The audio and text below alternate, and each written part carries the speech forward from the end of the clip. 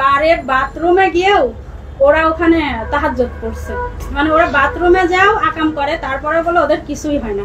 মানে এই মাগির দালাল ম্যাক্স অভি এমন একটা খারাপ ব্যক্তি, মানে ও চিন্তা করেন, ও কিছুদিন আগে বলছে না যে হচ্ছে রিয়া মনি নাকি ওর বোন লাগে। তো বোনই যদি লাগে, যেমনই বোন লাগে, ও তো সবার সামনে বলছে রিয়া মনির বোন লাগে, সেই বোনের সঙ্গে শুইলো কিভাবে, ওই বোনের সঙ্গে আকাম করলো কিভাবে? এই জন্য ওর নিজের বোনকে ওর কাছে ওর মা রাখতে হয়তো ভয় পায়, এই জন্য ওর মা ওর বোন ওর কাছে থাকে না। অভির সঙ্গে আমার পরিচয় হয়েছিল জাস্ট ফ্রেন্ড হিসেবেই, মানে ফেসবুকে। তো পরিচয় হয়েছিল অনেকদিন যাবতীয়, কিন্তু ও ইতির কথা বলতো না, বলতো যে হচ্ছে ওর নাকি ডান্স পার্টনারিতে। তো ওইভাবেই আমি জানতাম যে ওর ডান্স পার্টনারিতে। তো এর মধ্যে ওদের কি যেন নিয়ে সব ঝামেলা লাগে, রিয়ামণিকে নিয়ে, ও আলম ভাইকে নিয়ে, সবাইকে নিয়ে। তো ও মামলা করতে যায় আলম ভাইয়ের নামে। এটা তো আপনারা সবাই জানেন যে অভি একটা মামলা করছিল। ফার্স্টে অভি যখন থানাতে যায় মামলা করতে, ওর মামলাটা কেউ নিচ্ছিল না। তো আমাকে বললো, দেখো কথা, আমি তো থানাতে গেছি আলমের নামে মামলা করতে, কেউ নিচ্ছে না। তো বললাম আচ্ছা ঠিক আছে, তাহলে আমাকে সঙ্গে নিয়ে যাও, আমি দেখবো না কেন নিচ্ছে না। পরে যখন আমি গেলাম, যাওয়ার পরে পরিচয় দিলাম, তখন উনি হচ্ছে মামলাটা নিল। নেওয়ার পরে উনি ডিসি অফিসে মামলাটা পাঠিয়ে দিছে সার্ভার ক্রাইমে। তখন আমি হচ্ছে ওই মামলাটা হাইড করে রাখছিলাম, যে যদি এমনিতে বসে সবাই যদি মীমাংসা করা যায় তাহলে মামলায় হাবিজাবে এগুলো জড়ানোর কোনো দরকার নেই।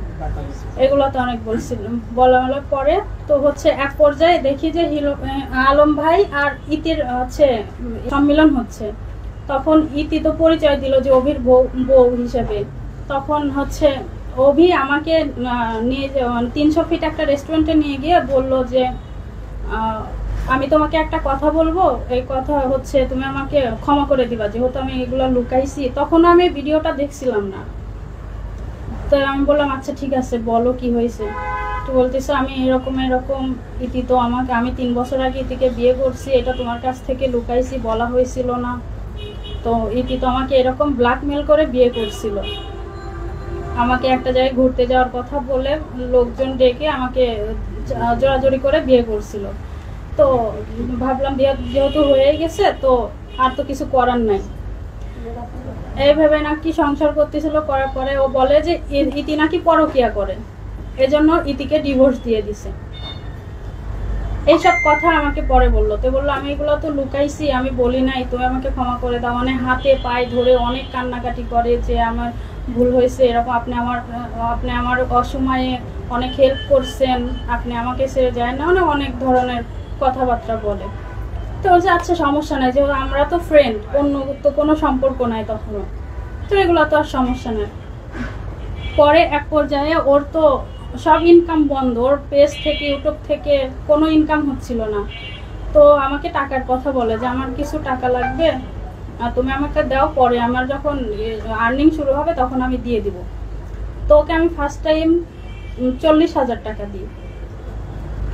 তো ও কিছুদিন পরে আবার বলে যে আমি একটা মিউজিক ভিডিও বের করব, আমাকে টাকা দিতে হবে, তুমি 1.5 লাখ টাকার ব্যবস্থা করো, আর বাকি যা লাগে সেটা আমি দেবো। তো পরে আমি ওকে হচ্ছে 1.5 লাখ টাকা দিই মিউজিক ভিডিও বের করার। তো রিয়ার সঙ্গেও মিউজিক ভিডিও বের করছে, কিন্তু ওখানে বলে ওই টাকা নাকি রিয়া দিছে। ও আমার টাকার কথা স্বীকার করে না। আমার টাকা দেওয়ার সময় ওর বোন জানে, ওর একটা মানে পাতা তো কেমন যেন বোন, ওই বোনের নাম রত্না, ওই আপুটা জানে, ওর মা জানে যে একটা ফ্রেন্ড ওকে অনেক হেল্প করছে টাকা পয়সা দিয়ে, থানাতে কেস কাছের এই বিষয়ে, মানে এভরিথিং সব। ওই শাকিল ভাইয়া জানে, ওর একটা ফ্রেন্ড শাকিল ভাই, ও জানে। ওই শাকিল ভাইয়ার বাসাতেও আমরা বেড়াতে গেছি, দাওয়াত খাইতে গেছি, ও জানে যে আমি ওকে অনেক টাকা দিছি। তারপরে ও রিয়ামনির সঙ্গে কাজ করে, একটা ক্যামেরার লেন্স কিনবো, ওটার দাম নাকি 95,000 টাকা, সেই টাকাও আমার থেকে নেয়। এরকম অনেক টাকা আমার থেকে নেছে, সব আমার হচ্ছে ইয়ে করা আছে স্ট্যাম্পে, কিন্তু এখন অস্বীকার করে আমার থেকে নাকি কোনো টাকাই নেয় নাই। আর এর মাঝে হচ্ছে রিয়া আর অভির কথা বলে, ও বলে যে রিয়ার সঙ্গে নাকি অভির কোনো সম্পর্ক নাই। কিন্তু আমি একদিন যখন ওর সঙ্গে ঝামেলা লাগে, ওর বাসায় যায়। ও তো ফার্স্টে ইয়েতে থাকতো, খিলক্ষেত ভুইয়া বাড়ির ওখানে ভাড়া থাকতো, যে বাসায় ইয়ার সঙ্গে থাকতো, ইতির সঙ্গে থাকতো না, ইতি ওর সঙ্গে থাকতো। আমি ওর বাসায় গেছি, ওর ইয়েতে মানে সবকিছু এভরিথিং সবকিছু দেখছি, জানছি। তো ওই দিন ঝামেলা লাগছে, লাগার পরে ওকে না বলে আমি ওর বাসায় চলে গেছি। যাই দেখি যে রিয়ামণি ওর বাসায়। তখন বললাম কি ব্যাপার, উনি এই বাসায়? ও রিয়ামণিকে বাসায় ঢুকাইছে, ওর বাড়িওয়ালাকে বলছে ওর নাকি ফুপু হয়, রান্না করে দেওয়ার জন্য আসছে, এটা বলে ঢুকাইছে। পরে আমি বললাম যে কি ব্যাপার, উনি এখানে? তো বলতেছে আসলে কাজের জন্য কথা বলতে আসছে। এরকম মানে এরকম অনেক বারে লুকায় লুকায় বারে যায়, আমার থেকে টাকা নিয়ে, আমার থেকে টাকা নিয়ে বারে গিয়ে টাকা ছিটায়। মেয়েদেরকে নাকি টাকা ছিটাতে হয়, আমি তো কখনো বারে যাই না, এই বিষয়গুলো জানি না। এরকম আমার থেকে অনেক টাকা নিয়ে এরকম নষ্ট করছে, মানে আমার টাকা নিয়েই ও মার্কেট করছে। ও নাকি বসুন্ধরা সিটি ছাড়া কখনো কোনো জায়গা থেকে মার্কেটই করে না, মানে আমার থেকে হাজার হাজার টাকা নিয়ে ও মার্কেট করছে। আমার টাকা নিয়ে ও রিয়ার সঙ্গে মার্কেট করছে। তারপর হচ্ছে ওই শুটিং এর যে দেখছেন আপনারা হাতে ট্যাটু করা, মানে আমার টাকা নিয়ে ও রিয়ার সঙ্গে শুটিং করছে। আবার আমার টাকা নিয়ে ও সেলুনে গেছে ওর সঙ্গে ট্যাটু করার জন্য, ট্যাটু করা, চুল কালার, হাবি জাবি সব। আর এদিকে আমাকে বোঝায় কাজ ছাড়া নাকি ওদের কোনো সম্পর্ক নেই। কিন্তু ওরা বারে যায়, বারে যাওয়ার পরে বার থেকে বের হয় 2:30-3টার দিকে। তারপরে রিয়ামনির বাসায় থাকে। থাকার পরে মানে আমরা ছোটবেলাতে পড়ছিলাম যে আদম হাওয়া এক জায়গায় ছিল জন্য, মানে উনি আদম নাকি আল্লাহর আদেশ অমান্য করে হাওয়ার সঙ্গে মেলামেশা করছে। আর ওরা রিয়ামণি আর ম্যাক্স অভি কি এমন আল্লাহর ওলি যে এক রুমে থাকে, একই বিছানায় থাকে, কিন্তু ওদের কিছুই হয় না নাকি, বলে যে আমাদের কাজ ছাড়া কোনো সম্পর্কই নেই। তো আমার প্রশ্ন যে হচ্ছে যদি কোনো সম্পর্কই না থাকে তাহলে ওর বাসায় এক রুমে থাকে কিভাবে? কিন্তু সত্য কথা বলছে, তাদের এক বিছানায় থাকলে কাজই তো করে, কাজ ছাড়া তার অন্য কোনো কিছু করে। হ্যাঁ সেটা, ওটাও তো কাজ। আসলে আমারই ভুল হয়েছে। তারপরে হচ্ছে করে ওর বাসায় নিয়ে আসে ফুপু বলে পরিচয় দিয়ে। ওর বাসায় আসার পরেও নাকি কিছু হয় না। আচ্ছা কিছু হয় না, আপনারা কিছু ভয়েস শুনছেন, মানে ইদানিং ভাইরাল হয়েছে। বার থেকে এক মেয়ে ফোন দিয়ে বলছে যে বারের বাথরুমে গিয়েও ওরা ওখানে তাহাজ্জুদ পড়ছে, মানে ওরা বাথরুমে যাও আকাম করে, তারপরে বলে ওদের কিছুই হয় না। মানে এই মাগির দালাল ম্যাক্স অভি এমন একটা খারাপ ব্যক্তি, মানে ও চিন্তা করেন, ও কিছুদিন আগে বলছে না যে হচ্ছে রিয়ামণি নাকি ওর বোন লাগে। তো বোনই যদি লাগে, যেমনই বোন লাগে, ও তো সবার সামনে বলছে রিয়ামণির বোন লাগে, সেই বোনের সঙ্গে শুইলো কিভাবে, ওই বোনের সঙ্গে আকাম করলো কিভাবে? এই জন্য ওর নিজের বোনকে ওর কাছে ওর মা রাখতে হয়তো ভয় পায়, এই জন্য ওর মা ওর বোন ওর কাছে থাকে না, ও আলাদা থাকে। ওর মা, ওর কোনো সমাজই নাই, ওর কোনো ফ্যামিলি নাই, ওর কোনো পরিবার নাই, কোনো কিছু নাই। তো ওকে যত ভালো পরিবেশই দেন, এই অভি কখনোই সেই পরিবেশে টিকতে পারবে না। আমার কাছ থেকে অভি অনেক হেল্প পাইছে, শুধু টাকা না, ওর খাওয়ার মতো কোনো কিছুই ছিল না। আমি খাবার রান্না করে পাঠাইতাম 3 বেলা, ওকে তাজা করছি। ওই 2 মাস আগে তো ও যখন ইতি চলে যায় ও মারাই গেছিল, মানে একদম এমনিতেই তো শরীরে হাড্ডি গুড্ডা ছাড়া কোনো কিছু নাই। তারপরেও মানে উঠতেই পারতো না, কোনো জায়গায় বের হতে পারতো না, যাইতে পারতো না। আমি ওকে খাওয়ায় তাজা করলাম, আমি ওকে আর হচ্ছে টাকা দিলাম এ কাজ ও কাজ করার জন্য। আর ও আমার সাথে পল্টি নেয়, ও নাকি আমাকে চেনেই না। ও আমাকে পরশুদিন বলছে, সেই ভয়েস গুলো আমার কাছে আছে, আমাকে নাকি চেনেই না, আমার সাথে কিসের পরিচয়, কখনো নাকি পরিচয়ই হয় না। এই যে টাকা নিচে দেখেন স্ট্যাম্প কিন্তু ও নিজেই করছিল, যেহেতু আমার এখানে কেউ থাকে না, ও নিজেই এই স্ট্যাম্প ওর ইয়েতে বসে করছিল, স্ট্যাম্প ওই কিনে নিয়ে আসছে, ওই এই লেখাগুলো লিখছে দেখেন। কিন্তু ও অস্বীকার করে ও নাকি আমার থেকে কোনো টাকাই নেয় না। টাকার বিষয় তো গেল।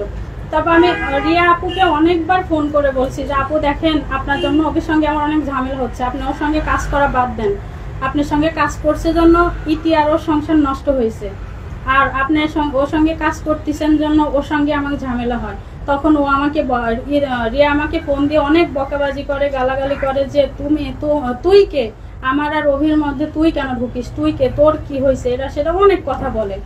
তো বলার পরে তো আমি তখন বলছিলাম আচ্ছা রিয়ার সঙ্গে যেহেতু তোমার এত ভালো সম্পর্ক, তাইলে রিয়ার থেকে বলো আমাকে যেন আমার টাকাগুলা দিয়ে দেয়। এই কথা বলছিলাম, তখন উনি বলে যে না আমার তো ওর কাজ ছাড়া ওর সঙ্গে কোনো সম্পর্ক নাই, ও কেন আমাকে টাকা দিবে, আমি কারোর থেকে টাকা নেব না, আমার যখন সময় হবে তখন টাকা দিব। আর এখন অস্বীকার করতেছে আমি নাকি ওকে কোনো টাকাই দিই নাই। কিন্তু ও বলছিল আমাকে এইগুলা যে ও অনেক বিপদে পড়ছে, যখন ইতির সঙ্গে ওর ডিভোর্স হয়ে যায়, আলম ভাইয়ের সঙ্গে ওনার অনেক ঝামেলা হচ্ছিল, তখন ও বলে যে হচ্ছে তো আমার অনেক সমস্যা হচ্ছে, এরকম হচ্ছে, আমার তো ছোটবেলা থেকে বাবা মারা গেছে, মা নাই, তো আমাকে সাপোর্ট দেওয়ার মতো কেউ নাই, আর আপনি তো আমার ভালো, আপনার সম্পর্কে সবকিছু জানেন, আপনি আমাকে একটু হেল্প করেন। এই পারপাসে টাকাগুলো দেওয়া হয়েছে। তখন আপনাকে কি ইমোশনাল ব্ল্যাকমেল করছে? হ্যাঁ, আমার ইমোশনাল ব্ল্যাকমেল। ও এমন নাটক করতে পারে, আমি ওকে না দেখলে বুঝতাম না যে ছেলেরা এত নাটকবাজ হয়। মানে এত ইমোশনাল কথা বলতে পারে, মানে যে কেউ লোক ওর কথা শুনে কান্না করে ফেলবে, এরকম অবস্থা। আপনার পাশে তো আলম আছে, আলম তো ছেলে, সবার চরিত্র কি আর এক হয়? আপনিও তো ছেলে, আপনার চরিত্র কি ওদের মতো হবে? আচ্ছা আপু, একটা জিনিস জানতে চাই, শুধু বন্ধুকে কি আসলে সুষম খাদ্য খেয়ে হ্যাংলা পাতলা থেকে মোটা করে দেওয়া হয়? কি এরকম খাদ্য খাওয়াইছিল যদি একটু বলেন।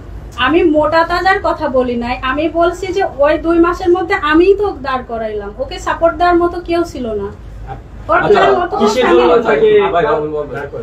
আপু আপনি একটু বলবেন যে বর্তমানে কিন্তু ভাই ভাইরে বিশ্বাস করে, আপনি কি হিসেবে তাকে বিশ্বাস করলেন এবং এই টাকা দিলেন?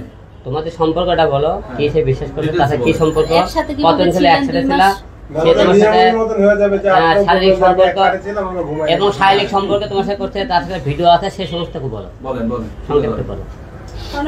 মানে ওর সাথে আপনার রিলেশন ছিল? হ্যাঁ, এক রিলেশন ছিল, মানে ভালো একটা সম্পর্ক ছিল। আর রিয়ার কারণে সেটাও নষ্ট হয়ে গেছে। আর রিয়াই ওকে শিখিয়ে দিয়েছে যে আমার থেকে টাকা নিছে, এটা যেন ও কখনো স্বীকার না করে। ও নাকি স্বীকার না করলে আমি টাকা উঠাতে পারবো না। আমি তো জানতামই না যে ইতি ওর ওয়াইফ, আমি জানতাম ইতি ওর ডান্স পার্টনার, আমি এটুকুই জানতাম। পরে যখন ইতি আর আলম ভাই একটা সংবাদ সম্মেলন করে না, তখন জানলাম যে ইতি ওর ওয়াইফ। তখন তো ওদের ডিভোর্স হয়ে গেছিল। আচ্ছা ইতি, আপনি কি জানতেন যে ওনার সাথে ম্যাক্সবির কোনো সম্পর্ক বা কোনো গুঞ্জন শুনতে পেরেছেন কিনা? না, আমি জানতাম না। আচ্ছা একটু না, ও বলবেন। কখনো ফোন আমাকে দেখাইতো না, সব জায়গা থেকে ও লক করে রাখতো ফোন। আচ্ছা, একজন স্বামী কি করে না করে এগুলো তো স্ত্রী অবশ্যই খোঁজ খবর নেয়। হ্যাঁ, আপনি সেগুলো জানতেন না? ও আমাকে কোনো কিছু বলতে চাইতো না বা কোনো কিছু দেখাইতে চাইতো না, সবসময় আমার ঘর আটকায় রাখতো। তো আমি কিভাবে দেখবো, কিভাবে জানবো? আচ্ছা, আপনি যখন ভবিষ্যতে আপনি সম্পর্কেতে জড়ালেন, আপনি জানতেন পুরোপুরি সে বিবাহিত বা অবিবাহিত? না, ও তো বলছিল না বিবাহিত, ও বলছিল অবিবাহিত। অবিবাহিত? ওর তো বয়স হয়নি। অবিবাহিত ভেবে আপনি তার সাথে সম্পর্কেতে জড়ালেন? অন্য তার সঙ্গে যে আমার রিলেশন ছিল তা না, মানে ওর সব কথাবার্তা শুনে যে ওর ফ্যামিলি নাই, ও ছোটবেলা থেকে অনেক স্ট্রাগল করে এত দূর আসছে, এখন সবকিছু নষ্ট হয়ে যাচ্ছে, মানে এভরিথিং সবকিছু শোনার পরে আমি ওকে সাপোর্ট করেছিলাম। যখন হিরো আলমের সংবাদ সম্মেলনটা দেখলেন ইতির সঙ্গে, যখন দেখলেন যে ইতি অবির কাছ থেকে সরে আসছে, তখন কি সেই জায়গাটা আপনি দখলে নিতে চেয়েছিলেন কিনা? না, সেরকম না। পরে ভাবলাম যে যেহেতু আপনি 7,40,000 টাকা দিয়েছেন এই 2 মাসে, পরে ভাবলাম যে আমি দিয়েছি যে ও কাজ করে আবার আগের মতো জায়গা তৈরি করুক, আবার ওর ইনকাম সোর্স শুরু হোক। কারণ একটা ছেলে মানুষ কতদিন বসে থাকবে, আর আমি বা কতদিন দিব? আমি তো আর জমিদার না যে কই শুধু দিয়েই যাব। এই 7,40,000 টাকা কোন লোভে করে দিয়েছে, এই বিষয়টা একটু ক্লিয়ার করুন। লোভে পড়ে বলতে হয় যে বললাম ওকে সাপোর্ট করার মতো কেউ নাই, এই কথাগুলো শুনে। আর হচ্ছে ও কাজ করে আবার টাকাগুলো আমাকে ফেরত দিতে চাইছে, যে তাহলে ও কাজ করুক, কতদিন আর বসে থাকবে? আপনি কি অবির বউ হতে চেয়েছিলেন কি? না, এরকম কখনোই ছিল না। তাই যদি না থাকে তাহলে আপনি 2 মাস কিভাবে তার সাথে একসাথে থাকলেন, একই ঘরে থাকলেন? সে আশ্বস্ত করছিল নাকি আপনাকে বিয়ে করবে, এরকম কিছু বলছিল? প্রলোভন দেখেছিল? একই ঘরে থাকে এরকমও না যে আমরা একই সঙ্গে থাকছি 2 মাস এরকম সেরকম, কিন্তু আমাদের একটা ভালো সম্পর্ক ছিল। হ্যাঁ, যেটা বলছেন আপনি যখন জানতে পারলেন হিরো আলম ভাইয়ের সেই দেখে সংবাদ সম্মেলন দেখে জানতে পারলেন ইতি তার ওয়াইফ, আপনারা দুজন এই জানার আগে একসাথে ছিলেন কিনা 2 মাস? না না না, আমরা তো বললাম না, জাস্ট ফ্রেন্ড ছিলাম ফার্স্টে। আচ্ছা, প্রত্যেকটা সম্পর্কের একটা নাম থাকে, আপনাদের সম্পর্কে জড়ানোর আগে কি নাম ছিল? আমরা তো দুইজন ফ্রেন্ডই ছিলাম ফার্স্টে। ফ্রেন্ড থেকে মানে আপনি আমি আপনাকে ওকে আপনাকে হেল্প করছি। আপু, যেহেতু আপনি ইতি সরে যাওয়ার পরে আপনি ইন হয়েছে কবির জীবনে, 7,40,000 টাকা দিয়েছেন রিয়ামনির সঙ্গে যখন ডান্স করে একটার পর একটা মিউজিক ভিডিও ছাড়তেছে, আপনি বলছেন যে তার টাকা দিয়ে, আপনার টাকা দিয়েই সে মিউজিক ভিডিওগুলো বানাচ্ছে। হ্যাঁ, কিন্তু সে আপনি বলছে কেন এতগুলো টাকা ইনভেস্ট করলেন? ইনভেস্ট করেছি, বললাম যে ওর কাজের জন্য, যে কাজ করে ও আমাকে আবার দিবে। যদি এরকম হইতো যে চরিত্র ঠিকঠাক, ও যেরকম বলছে ওই রকমই চলতেছে, হয়তো এরকম গিলে এক পর্যায়ে 2, 4, 5 বছর পরে হয়তো সিদ্ধান্ত নিতাম যে বিয়ে করা যায় কিনা, এরকম হয়তো হইতো।